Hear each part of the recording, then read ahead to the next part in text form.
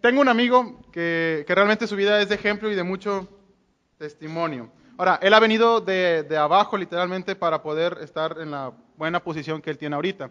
Ahora, si usted lo viera hoy en día con su carrito, su teléfono, su buen vestir, su trabajo, usted pensaría que tiene una vida fantástica, pero eh, no es así, no todo ha sido color de rosas para él. Ahora, y es que él tiene una discapacidad física y este es que le falta una mano. Él en un accidente de trabajo perdió la mano y a partir de ese momento ha tenido que vivir sin una mano. Ahora, si usted piensa que él perdería una partida de FIFA por no tener mano, está muy equivocado.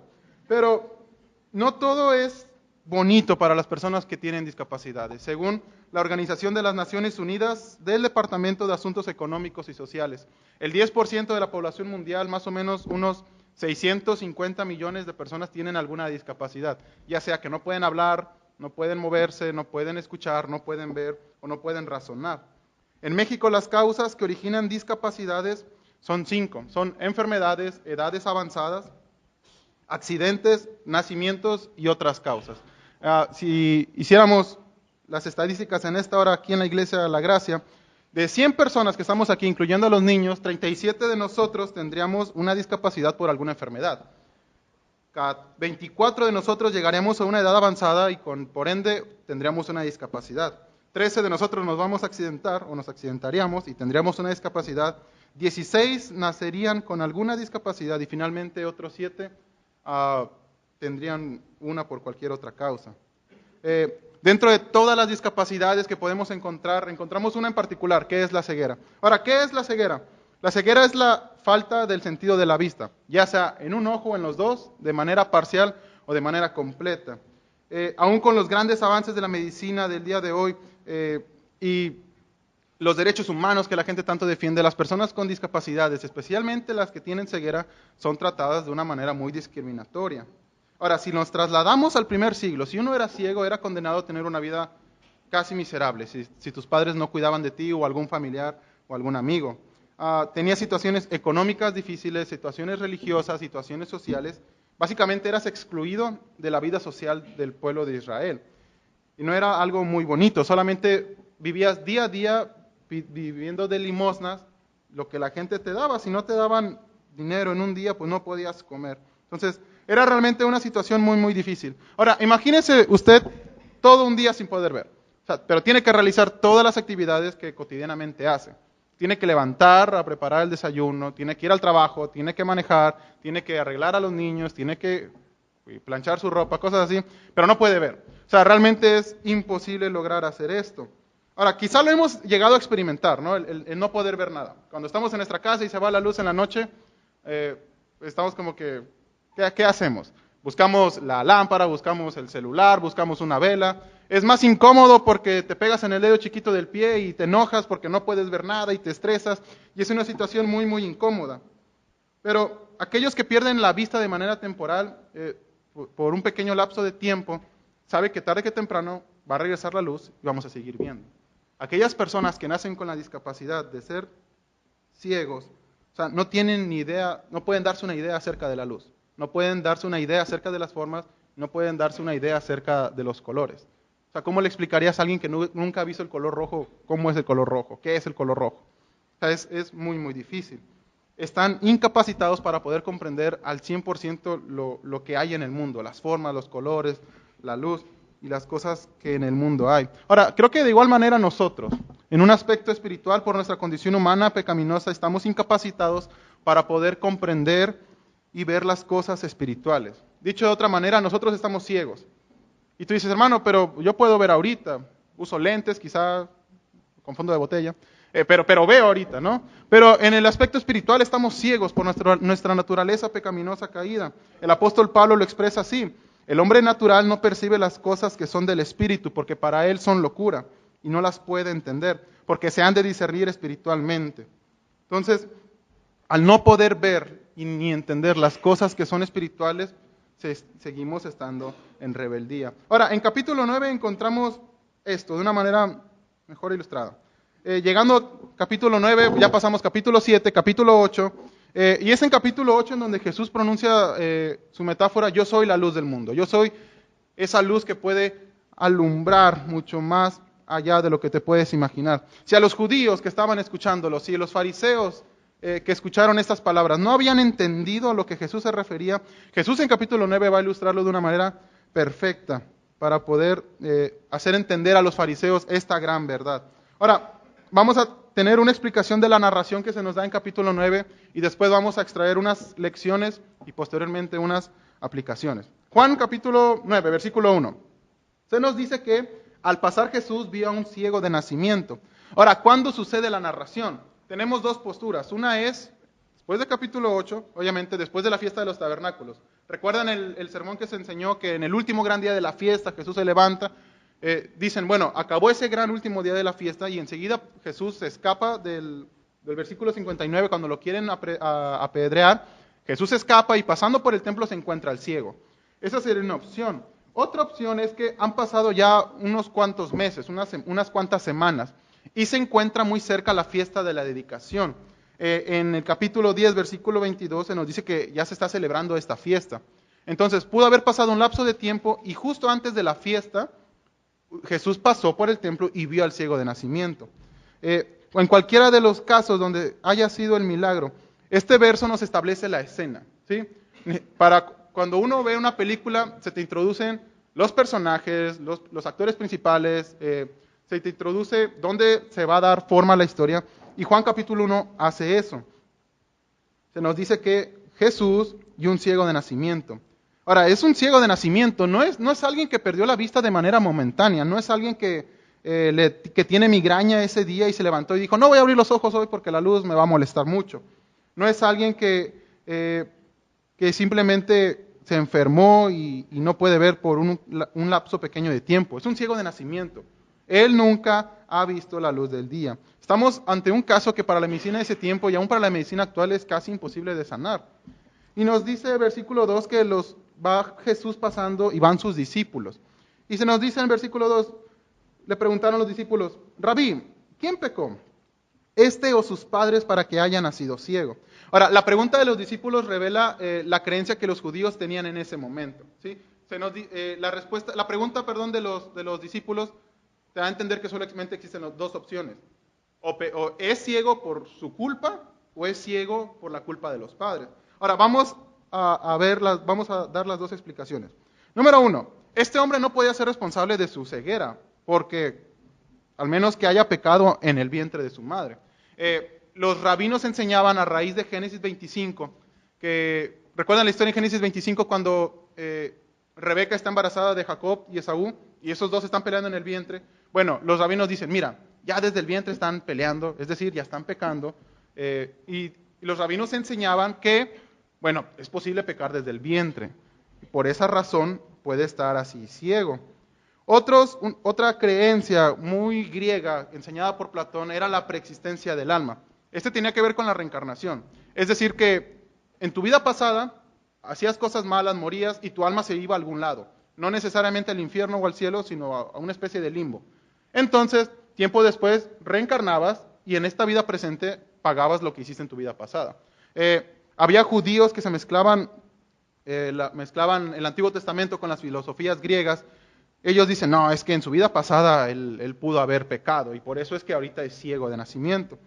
Claramente la Biblia no enseña esto de la reencarnación. Y luego dicen, bueno, los padres.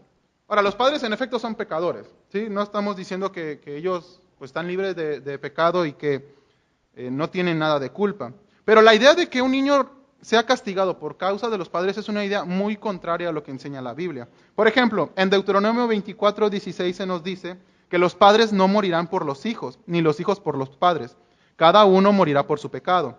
Jeremías 31 nos dice que el pueblo ya no va a citar este proverbio. Los padres comieron uvas agrias, pero la boca de los hijos se frunce por el sabor.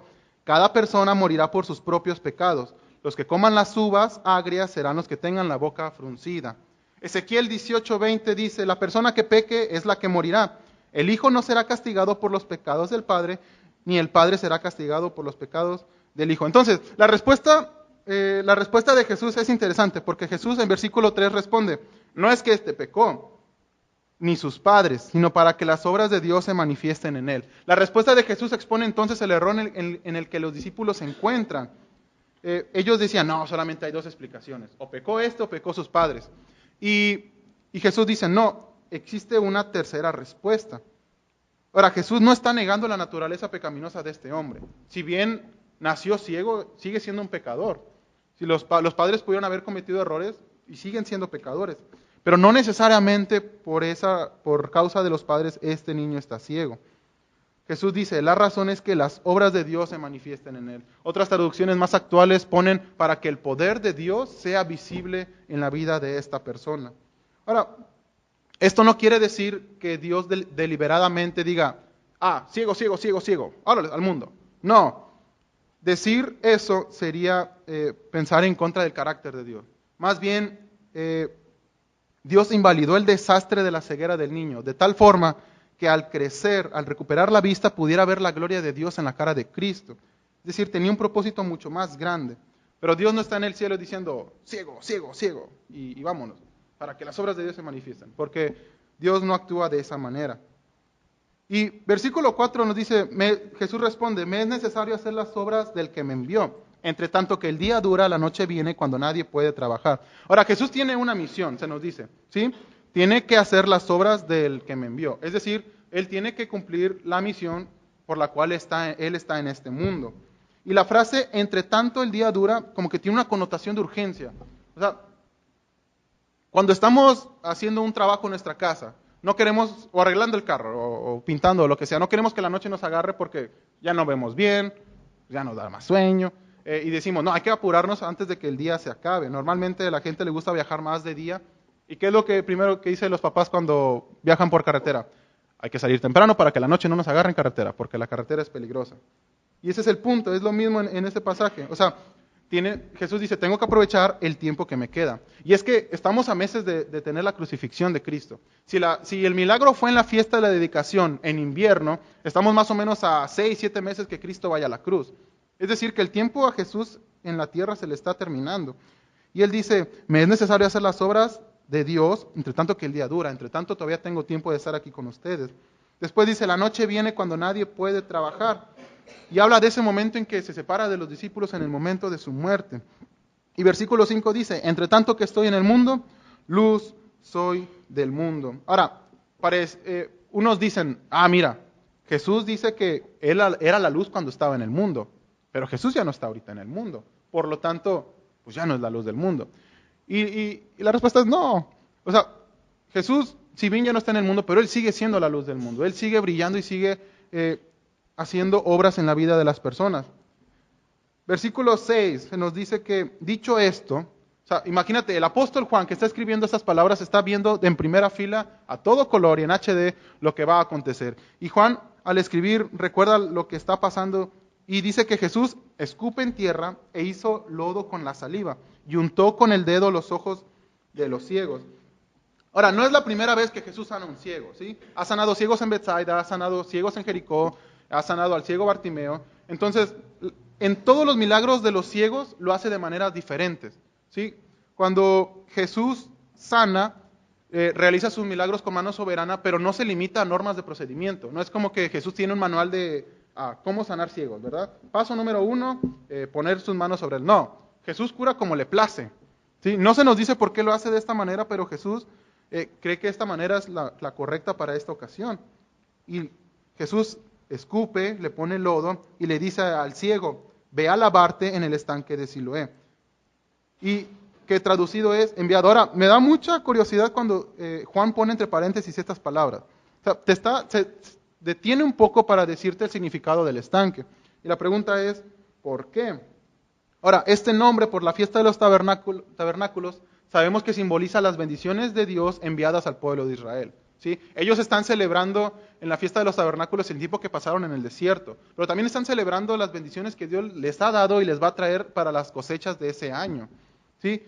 Ellos en la fiesta de los tabernáculos celebran eso. Ahora, es decir, que cuando Juan pone esta nota de enviado sobre el estanque de Siloé, nos dice, mira, todas las bendiciones que tú quieres que Dios mande, ya lo hizo. ¿Y sabes cómo? En la persona de Cristo. ¿Por qué? Porque Juan está diciendo, Jesús el Mesías es entonces el verdadero enviado de Dios. Y por eso se toma el tiempo para poder ilustrar esto. Porque está diciendo, bueno, Jesús es el Siloé verdadero. Jesús es el enviado de Dios para poder salvar a los pecadores perdidos. ¿Sí? Y esto como que al principio los discípulos y quizá el ciego no lo entienden. ¿Sí? Como que bueno, pues sí, el Siloé, el enviado. Pero pues al ciego lo que le interesa es quitarse el lodo, obedecer y ver qué pasa. El hombre con fe va, quizá alguna gente de los que están viendo, quizá con alguna ayuda de los discípulos, va hasta el estanque. No es que estaba ya a la vuelta, o sea, tenían que llevarlo, caminar un buen tramo. Se lava, no sabemos si se mete por completo o solamente se agacha y se quita el lodo, pero obedece, va al estanque, se lava y dice que regresó viendo. Y la curación de este ciego es algo que sorprende. No estamos hablando de que Jesús le dio pastillas y el ciego vio, o solamente tenía dolor de cabeza y le dio paracetamol. Estamos hablando de un ciego que toda la gente conocía. Estamos hablando de un ciego que todos los que pasaban por el templo sabían que él era ciego de nacimiento. No era una recuperación natural de la vista. Dice que el cambio es tan repentino que muchos dicen, no, no es él. ¿Cómo sabemos esto? Versículo 8. Los vecinos y los que antes le habían visto que era ciego decían, oye, ¿no es este el que se sentaba allá y mendigaba? Oye, ¿no es este el ciego, el que era pordiosero?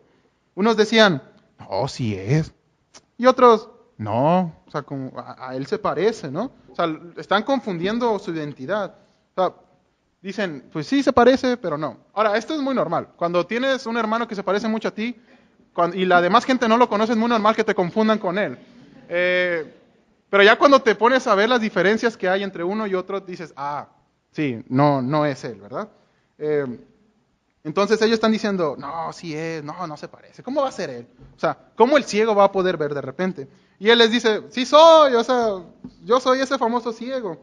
Y le dicen, oye, bueno, ¿cómo te fueron abiertos los ojos? Y él responde, aquel hombre que se llama Jesús hizo lodo, me untó los ojos y me dijo, ve al Siloé y lávate, y fui y me lavé y recibí la vista. Y luego le preguntan, bueno, pues ¿dónde está Jesús? Y él dice, no sé cómo es, porque era ciego, no lo vi, y pues no podría identificarlo ahorita, y no sé para dónde fue. Si estamos en la fiesta de la dedicación, hay demasiada gente en el templo, ¿verdad? No sé si a usted, no sé si usted que tiene hijos se le ha perdido el hijo en el mercadito o en alguna tienda comercial, pero recuerdo que mi hermano una vez se perdió en Parisina. Y encontrarlo fue muy tardado y muy difícil, porque las telas grandes, mi hermano estaba chico, pues no se veía, ¿verdad? Ahora, ¿cuánto más se va a perder o se va a mezclar Jesús entre la gente cuando hay demasiada gente en Jerusalén celebrando la fiesta? Y el ciego dice, pues no sé. Y la gente está pensando, ¿qué acaba de acontecer? Y ellos quieren una respuesta, ellos quieren una opinión de alguien que sepa, de alguien que tenga estudios teológicos, de alguien que tenga conocimiento acerca de las Escrituras. ¿Y qué es lo que hacen? Bueno, versículo 13, llevan a los fariseos al que había sido ciego. Ahora, quizá ellos lo hacen con buena intención de que, a ver, explícanos qué pasó, porque pues era ciego y ahora ya no. Queremos saber qué es lo que está pasando. Necesitamos encontrar una explicación. Y los fariseos como que pues, no le creen. O sea, los fariseos están pensando, pues quiere 5 minutos de fama, o sea, quiere que lo vean un ratito.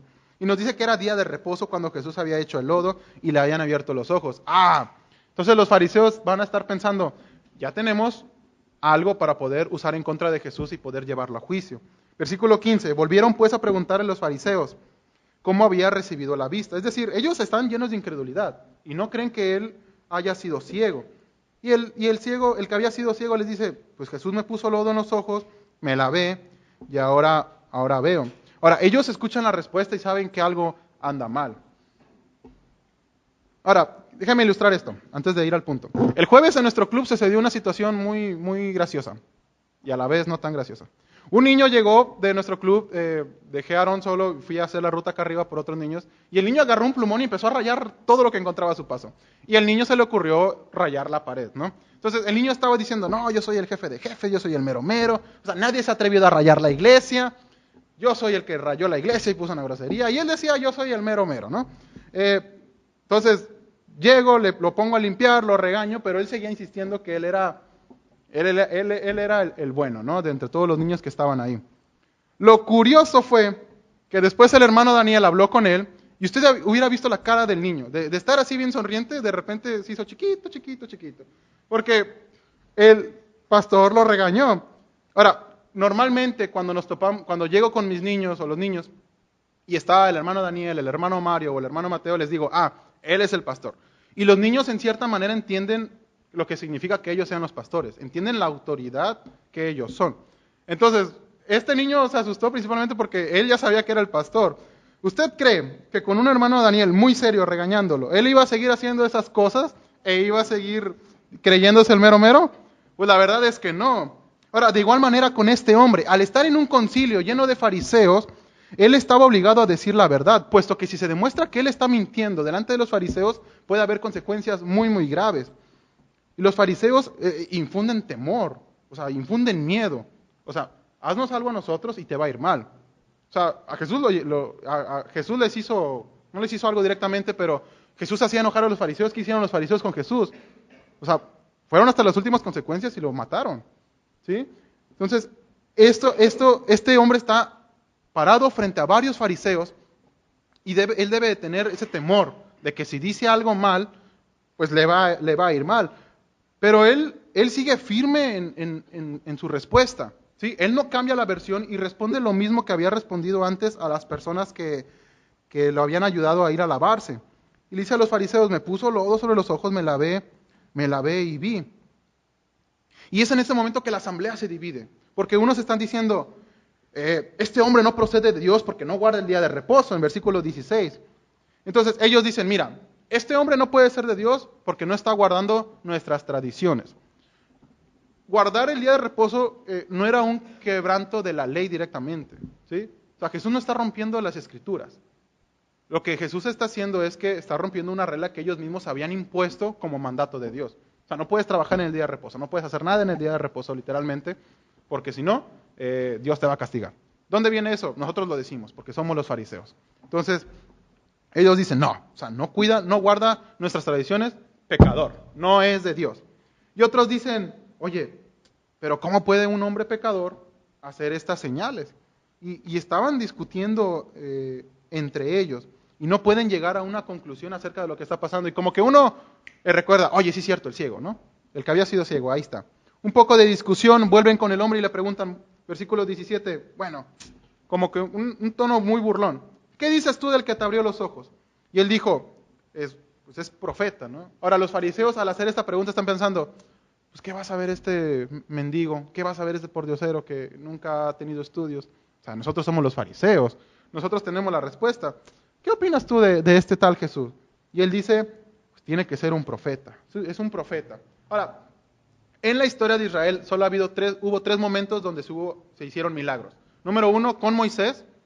Número 2, con Elías y Eliseo. Y número 3, con Jesús y sus discípulos, en el libro de los Hechos. Moisés era profeta, de hecho él escribe en Deuteronomio, va a venir un profeta, igual que yo, y a él tienen que escuchar. Elías y Eliseo eran tan respetados inclusive por los reyes paganos. O sea, nadie dudaba que Elías y Eliseo eran profetas de Dios, del Dios vivo. Y el hombre dice, pues, si Moisés, que era profeta, y Elías y Eliseo eran profetas, hicieron grandes milagros, pues este hombre que puede sanar ciegos de nacimiento tiene que serlo también. Entonces, él desde este momento empezó a ver aquello que los fariseos no querían ver. O sea, el hombre se está dando cuenta de quién es Jesús. O sea, Jesús no es solamente un hombre, sino que Jesús es profeta. Entonces, versículo 18 dice, no, o sea, este hombre nos está mintiendo. Están viendo la evidencia, escuchando el testimonio del hombre y dicen, no, es imposible que este hombre haya sido ciego. Y por lo tanto mandan a llamar a sus padres. Dice que, versículo 18, llaman a sus padres para hacerles unas preguntas. Ahora, por más que te parezcas a tu hermano, tus papás no te pueden confundir. De eso es seguro. Aun cuando sean gemelos, hijo uno, hijo dos, los padres de alguna manera los identifican. Entonces dicen, los fariseos están diciendo, si hay alguien que puede decir la verdad acerca de la identidad de este hombre, son sus padres.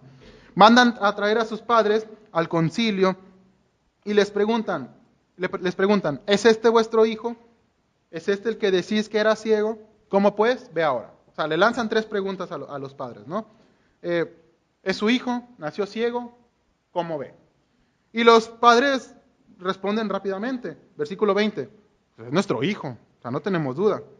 Y que nació ciego, pues sí, nació ciego. Pero con la tercera pregunta no están respondiendo como deberían. El versículo 21 dice, pero ¿cómo ve ahora? No lo sabemos. ¿O quién le haya abierto los ojos? Pues nosotros tampoco lo sabemos. Es más, ya es mayor de edad. O sea, ya está fuera de la casa, ya vive fuera. O sea, edad tiene. Pregúntenle a él. Es una respuesta que busca evitar más preguntas de parte de los fariseos. Sí, están buscando sordearse. Y nos preguntamos, bueno, pues ¿por qué no quieren responder ante los fariseos? ¿Qué es lo que está pasando? Ahora, en el versículo 22, Juan nos da la respuesta.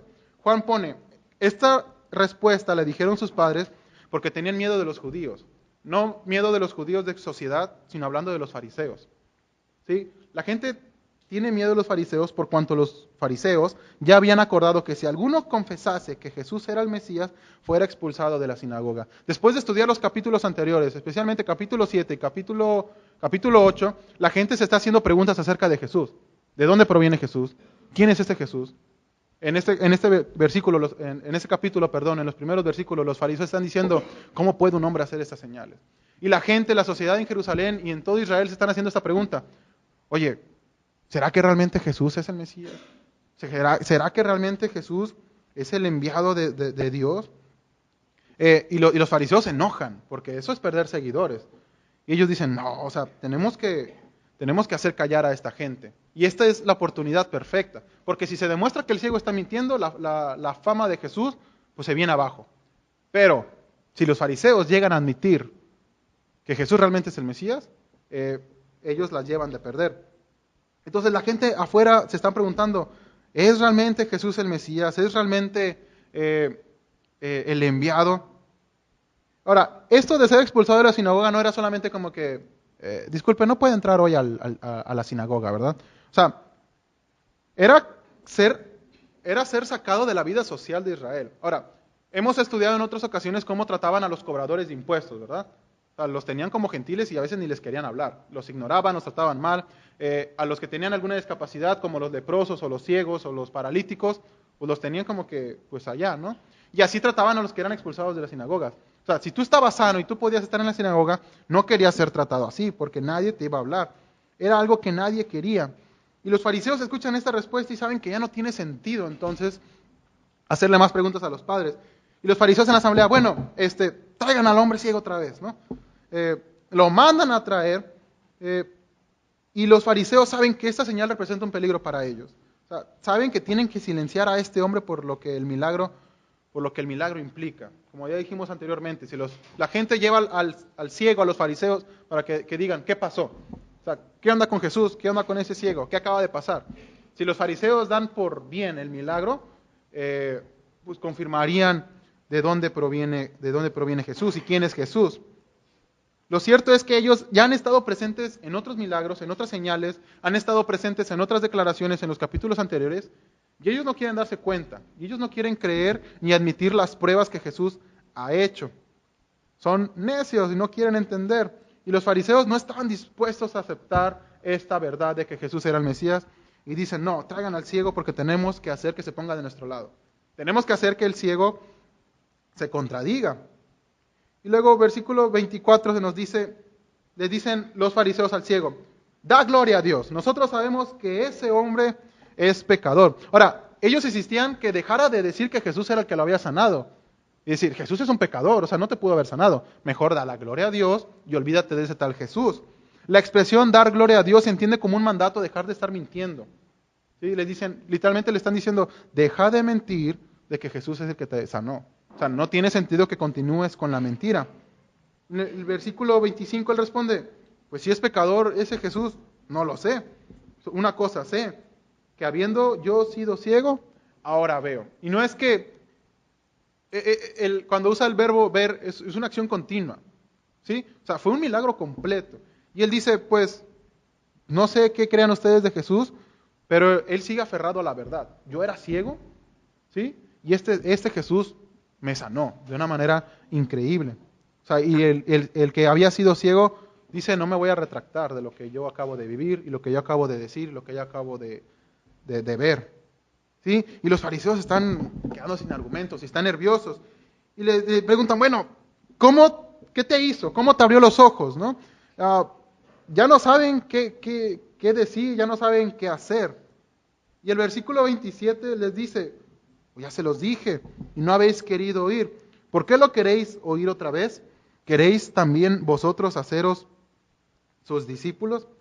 Ahora, el hombre sabe que no tiene caso, no tiene sentido volver a decir la respuesta. Porque estos fariseos son tan tercos que van a volver a rechazar el testimonio del hombre. En lugar de eso, les hace preguntas con sarcasmo. Y les pregunta, y las preguntas tienen el énfasis de que si ellos quieren saber verdad, si ellos quieren realmente saber la verdad para irse con Jesús. O sea, ¿a poco quieres escucharlo otra vez para ir detrás de Jesús? O sea, ¿quieres también ser tú su discípulo? Y esto es una bofetada, ¿no? O sea, a los fariseos. Y se enojan. Versículo 28, le injurian y le dijeron, tú eres su discípulo, pero nosotros, los fariseos, discípulos de Moisés somos. Nosotros sabemos que Dios ha hablado a Moisés, pero respecto a ese, no sabemos de dónde sea. O sea, los fariseos se respaldan en decir, no, mira, tú eres seguidor de ese pecador, o sea, de ese que junta multitudes y las está engañando. Nosotros tenemos evidencia de que Dios le habló a Moisés. ¿No has leído el Antiguo Testamento? O sea, Moisés era verdaderamente profeta de Dios.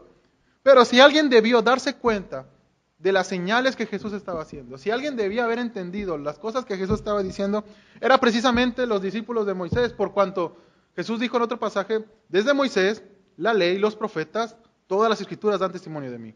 Si ellos realmente estudiaban las escrituras y seguían a Moisés, tenían que haberlo notado, pero no es así.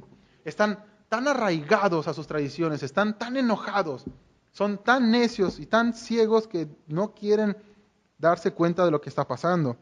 Y el versículo 30 al 33 fueron de mis favoritos de este estudio, porque un hombre que era mendigo, un hombre que era pordiosero les da una arrastrada a los que tenían doctorados en teología, ¿sí? Y ahora, este hombre en este momento entiende lo que está pasando, porque note la respuesta en el versículo 30. Respondió el hombre a los fariseos y les dijo, pues esto es lo maravilloso, que vosotros no sepáis de dónde sea, y a mí me abrió los ojos. O sea, el hombre está diciendo, ¿no se dan cuenta? O sea, ¿no ven lo que está aconteciendo? Jesús estaba haciendo cosas que solamente Dios podía hacer. ¿Sí? Jesús está realizando actos directamente de Dios, sanar la ceguera de un ciego de nacimiento. Pero los fariseos no quieren verlo. O sea, el hombre desde versículo 17, cuando dice que es profeta, está entendiendo algo, que Jesús no es solamente un humano. Jesús no es solamente un buen maestro. Jesús va mucho más allá de eso. Y el hombre les refuta la mentira que ellos están diciendo, porque ellos dicen en el versículo 24 que no saben que Jesús es pecador, pero no saben de dónde viene. Y el ciego les dice, oye, tiene que venir de Dios para poder hacer estos milagros. ¿Cómo sabemos esto? Versículo 31. Sabemos que Dios no oye a los pecadores. Es decir, no les presta atención. ¿Sí? Dios en su omnisciencia escucha a todas las personas, pero no les presta atención. Pero si alguno es temeroso de Dios y hace su voluntad, a ese oye. ¿Recuerdan los primeros versículos cuando hablábamos de que Jesús estaba aquí por una misión que él tenía que cumplir? O sea, si alguien está haciendo la voluntad de Dios en la tierra es Jesús. Y el hombre entiende que si Jesús no proviene de Dios, él no podría hacer esto. O sea, el hombre que no tenía estudios, que no sabía nada, entendió el punto de todo esto. ¿Sí? Jesús estaba haciendo las obras mismas de Dios, por lo tanto tiene que venir de parte de Él. ¿Sí? Y el versículo 32 dice, desde el principio no se ha oído decir que alguno abriese los ojos a un ciego de nacimiento. Otras traducciones ponen desde el principio del mundo, desde la creación, desde Adán hasta Jesús, nadie había podido abrir los ojos del ciego.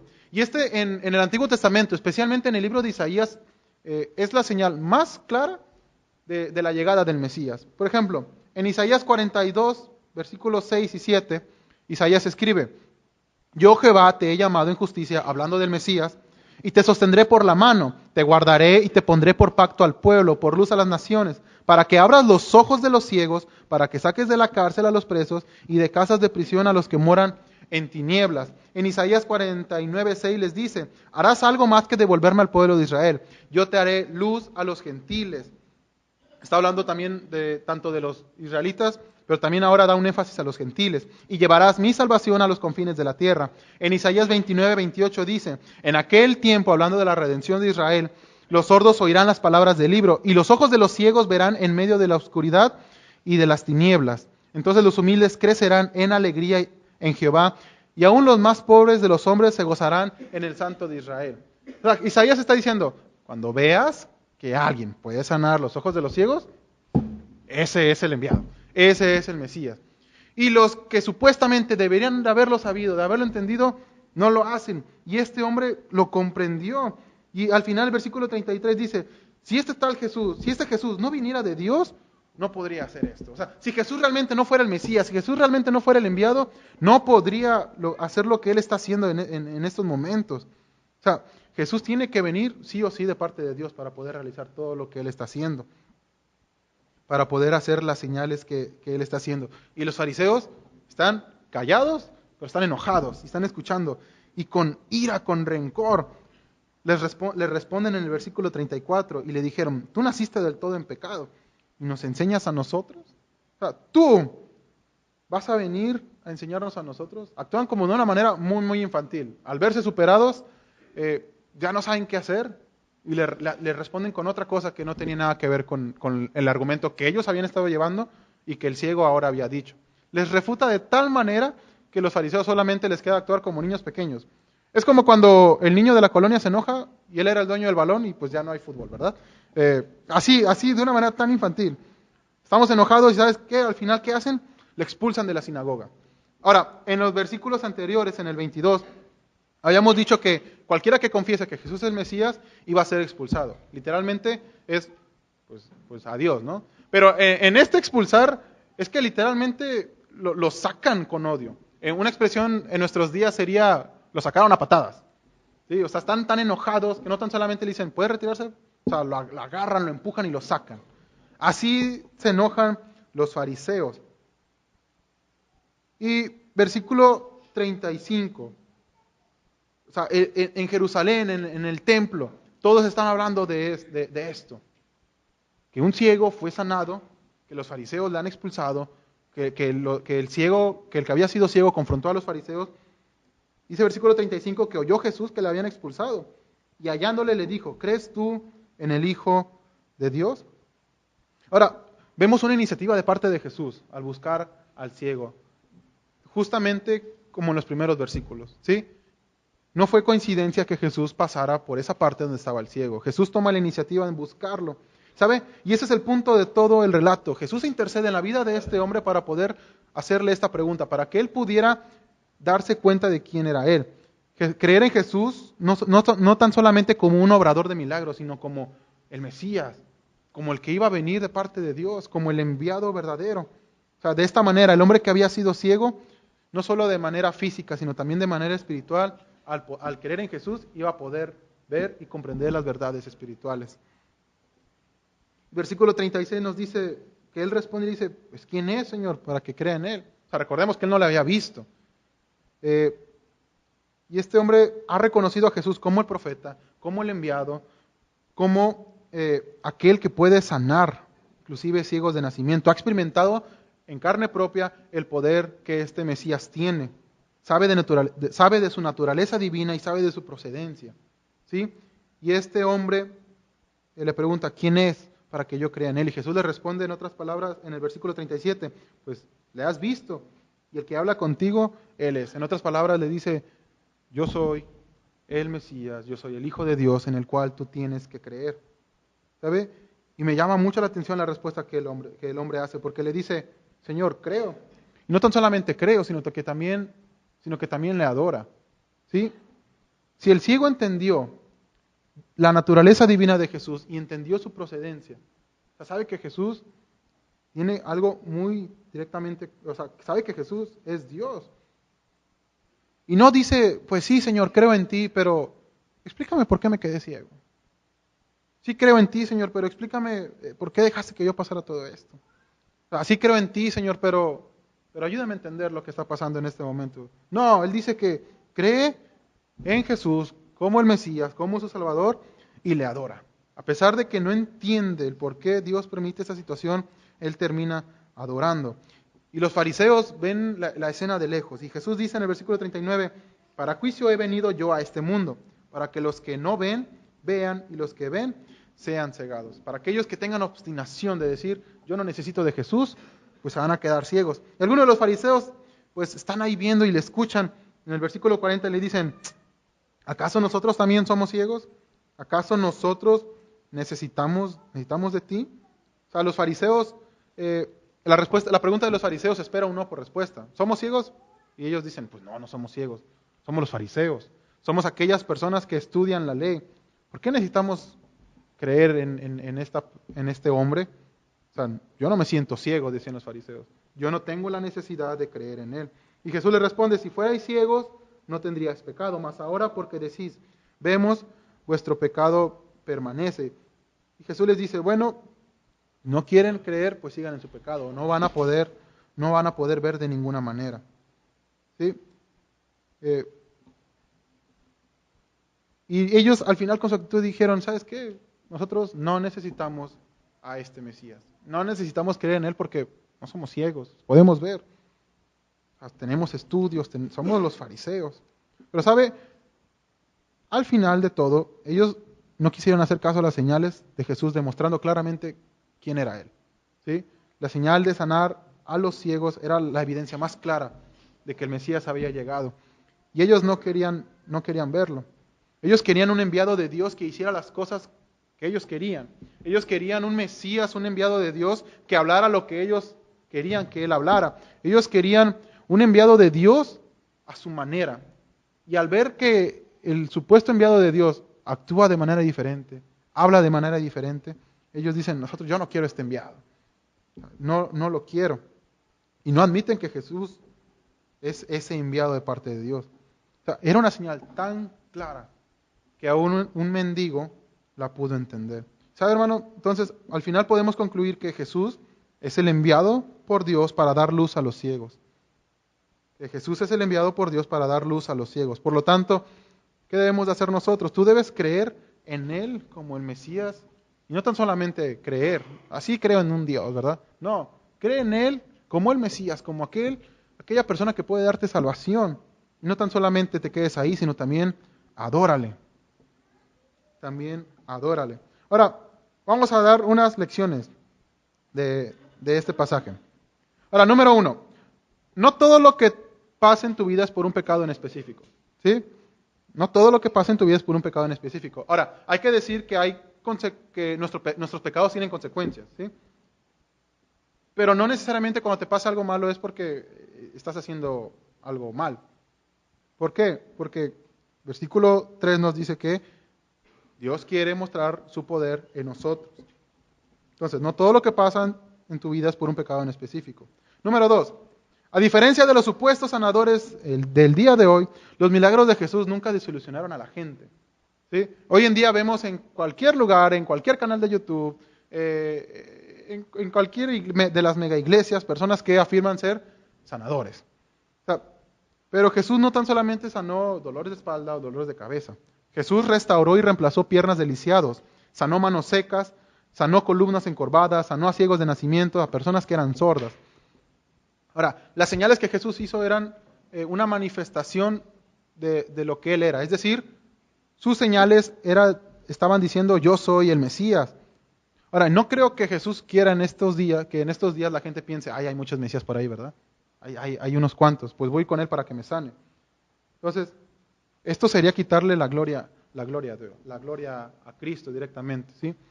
Jesús no comparte su título de Mesías con nadie, ¿sí? Entonces, los sanadores del día de hoy, no les crea, menos les dé dinero. Número 3, este pasaje nos muestra cómo Jesús es quien toma la iniciativa en el proceso de la salvación. ¿Quién se acercó a quién? ¿El ciego a Jesús o Jesús al ciego? Pues Jesús fue primero con el ciego. En nuestra condición pecaminosa nunca hubiéramos podido acercarnos a Dios, ¿sí? El proceso de salvación empieza con una iniciativa divina, que es Jesús buscando al pecador. ¿Sí? Con nuestra ceguera espiritual nunca hubiéramos podido reconocer quién era Cristo. ¿Sí? Necesitábamos que Jesús interviniera en nuestra vida. ¿Por qué? Porque recuerde, somos ciegos por naturaleza. Pero ahora que somos creyentes podemos ver y comprender algunas verdades espirituales. Ahora, número 4. Existe un orgullo muy peligroso. Y es aquel orgullo de creer que no necesitamos a Jesús. O sea, este orgullo es tan peligroso que te puede dejar fuera de la vida eterna. O sea, juega con tu destino. Los fariseos estaban tan empeñados en difamar a Jesús, en querer demostrar que Él no era el Mesías, que no veían las señales y estaban aferrados a ese orgullo, que no veían todas las evidencias claras de que Jesús era ese enviado de Dios. Entonces, hermanos, tengamos cuidado de no tener también ese orgullo de decir, o sea, pues sí ocupo la iglesia, pero no tanto, una vez al mes, o una vez al año no hace daño. O sea, no, tenemos que tener cuidado con ese tipo de orgullo. Y 5, el mundo va a rechazar nuestra fe en Jesús, porque ellos siguen siendo ciegos, ¿sí? Y ellos aman más las tinieblas que la luz. El mundo va a rechazar nuestra fe en Jesús, porque siguen siendo ciegos, siguen amando más las tinieblas que la luz. Ahora, ¿cómo aplican estas lecciones a nuestra vida? Vamos al versículo 4. Esto lo dejé a propósito hasta el final. Versículo 4. Otras traducciones usan un plural aquí, es decir, que ponen que debemos hacer las obras de Dios mientras tanto dura el día. Y me gusta mucho cómo ponen esas traducciones, porque Jesús ya no está en el mundo, sigue siendo la luz del mundo, pero ¿a quién dejó encargado entonces de proclamar las verdades del Evangelio? A nosotros, ¿sí? Debemos de estar trabajando para Dios mientras estamos con luz del día. ¿Sí? Mientras estemos aquí en la tierra, nuestra misión es entonces compartir las verdades del Evangelio, de que el enviado de Dios ya vino y da luz a los ciegos. O sea, es nuestra tarea, nuestra responsabilidad el compartir este mensaje. Número 2, habrá ocasiones, quizá no muy cómodas, donde nos toque defender nuestras creencias. ¿Sí? En una sociedad que cada vez está más fea y sus pensamientos son bien contrarios a lo que la Escritura enseña, nos va a tocar defender lo que creemos. Y muchas veces hasta podrá haber consecuencias muy, muy difíciles. ¿Sí? Al hombre lo expulsaron, al hombre lo trataron mal. Y quiero pensar que durante el tiempo que él estuvo viviendo, los fariseos no se la perdonaron. O sea, él hasta que murió tuvo que vivir de esta manera. Pero él decidió vivir así porque comprendía que creer en el Mesías, porque comprendía que seguir a Jesús era más importante que tener aceptación de personas que no querían nada con Jesús. ¿Sí? A veces buscamos la aceptación de las demás personas. Queremos quizá un mejor sueldo, una mejor posición social, y pues no, a veces no mencionamos que somos cristianos, ¿verdad? Para que no nos tachen de locos o cualquier otra situación difícil. Pero hermano, tengamos ánimo de no temer a los que están allá afuera en el mundo, porque el que está con nosotros es mucho mayor. Entonces, si algún día le toca defender su fe, no tema, sino que tenga ánimo. Ahora, 3. Pensemos un momento cómo se sentía el ciego con esta discapacidad, cuando él era chico. O sea, imagínese al ciego en su casa y no entiende la situación de por qué era un ciego. ¿Ha tenido usted una situación en donde realmente no entienda lo que está pasando en su vida? ¿Ha tenido una situación o le ha tocado vivir algo en lo que usted que le haya hecho decir a usted, Dios, ya no puedo. Dios, ya no puedo más. O sea, Dios, ya estoy harto. Quizá le ha tocado perder un trabajo. Quizá le han chocado el carro. Quizá por más que le echa gasolina, la aguja nunca pasa del cuarto de tanque. Quizá la quincena a veces no rinde. A veces no alcanza para pagar la luz o el agua o no tiene para pagar la renta.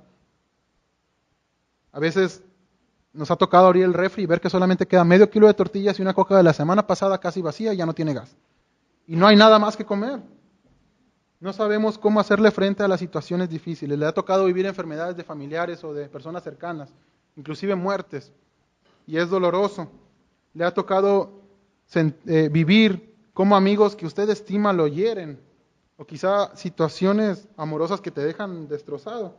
Y no entendemos qué es lo que está pasando. Queremos servir a Dios, intentamos servir a Dios, pero la verdad es que las situaciones en las que estamos viviendo, que hemos vivido, no nos ayuda mucho. ¿Sí? estamos mal. ¿Y qué es lo que hacemos? Nuestra respuesta natural muchas veces es enojarnos con Dios. Y no nos ponemos a pensar, no nos detenemos a pensar lo que Dios quiere mostrarnos. ¿Sí? Ahora, piense en una situación que esté pasando o que haya vivido, que le ha hecho decir, Dios, ya no quiero nada. Y escuche esto. La razón de todo lo que el ciego ha pasado es que el poder de Dios se manifieste en él. Esta situación era una oportunidad de gloria. Y si Dios ha de ser glorificado en nosotros o por medio de nosotros, cualquier cosa que nos ocurra no es en vano, sino que vale la pena. Las dificultades que, desde ese punto de vista, se suelen presentar contra la providencia de Dios, tienen su solución aquí. Que Dios quiere mostrarnos así las maravillosas propiedades de su naturaleza, de su poder, su sabiduría, su misericordia, su bondad, su paciencia, su amor, etcétera, etcétera. Este hombre había nacido ciego precisamente para que el Señor Jesús pudiese mostrar que Él era la luz verdadera enviada a este mundo. Dicho de otras palabras, es que la Iglesia Bautista de la Gracia, los miembros de la Iglesia Bautista de la Gracia, pasan por situaciones difíciles que no comprenden para que el Señor Jesús pueda mostrar que Él es la luz verdadera enviada a este mundo y que nosotros tenemos consuelo en esa verdad. Por lo tanto, entonces, ¿cuál debería ser nuestra respuesta, hermano? Nuestra respuesta debería ser creer entonces en Jesús y adorarle. Y usted no me dejará mentir, pero esto es muy difícil cuando las cosas realmente están mal. ¿Sí? Pienso que quizá este ciego antes de recibir la vista había estado tan enojado con Dios que ni siquiera le interesaba escuchar pláticas sobre Dios. Le enojaban las fiestas, le fastidiaban las celebraciones en Israel, recordando a ese gran Dios que había hecho muchos milagros en la antigüedad. Y él quizás se preguntaba, pues yo no veo que haga algo en mi vida. ¿Sí? Y es muy difícil creer y adorar a Dios cuando las cosas están mal. Pero la respuesta correcta es creer y adorarle, aun cuando no entendamos las cosas que están pasando. Todas las cosas que pasan, buenas o malas, Dios las quiere usar para quitar nuestra ceguera espiritual y hacernos ver quién es Cristo y que eso impacte nuestra vida y a su vez la vida de los demás. Es decir, que Dios está trabajando en nosotros para que nosotros podamos ser esa luz que guía a otros a Cristo. Entonces, ¿qué debiéramos de hacer? Creer y adorarle. Dios busca enseñarnos verdades espirituales para nuestro crecimiento. Y a veces va a usar situaciones que no son muy cómodas y no son muy bonitas. Pero debemos tener humildad para aceptar esas enseñanzas. ¿Sí? Dios quiere usarte a ti para que tu vida, tu testimonio sea de impacto a otros. Tu vida, así como Jesús alumbró a este ciego, alumbra a los demás y que los demás también puedan conocer a Cristo. Hermano, Jesús es el enviado por Dios para dar luz a los ciegos. Por lo tanto, tú debes creer en Él como el Mesías y adorarle. Vamos a orar para terminar en esta hora. Oremos. Padre, te damos muchas gracias por la obra que haces en nosotros, Dios. Gracias porque, aunque no entendamos lo que está pasando, sabemos que tus propósitos, tus planes son mucho más grandes que lo que nosotros llegamos a pensar, Dios. Dios, es difícil muchas veces creer en ti y adorarte como tú te lo mereces cuando las cosas no van bien. Pero Dios, permítenos en esta hora tener la respuesta correcta a la revelación tuya. Señor, ayúdanos a creer en ti de una manera verdadera y de una manera correcta y adorarte como tú te lo mereces, Dios. Gracias porque un día tú nos buscaste, Señor, en nuestra ceguera, estábamos muertos en nuestros delitos y pecados, Dios. Y tú nos abriste nuestros ojos y ahora, gracias a ti, podemos ver, Señor, y podemos gozar de una relación contigo. Pido por mis hermanos que están aquí en esta hora. Yo no sé las situaciones que ellos han vivido o están viviendo, Señor, pero tú las conoces. Pido que tú muestres tu poder en la vida de ellos, Señor, y que ellos puedan ser esa luz a los demás, Señor, luz a los perdidos que necesitan también de tu Hijo Cristo. Señor, gracias porque tú eres bueno con nosotros y nos permites aprender estas verdades. Ayúdanos a no tener orgullo en nuestro corazón y ayúdanos a no creer que no te necesitamos, Dios. Permítenos estar tan cercanos a ti, Señor, en este día, Señor, y en esta semana. Te lo pedimos en Cristo. Amén.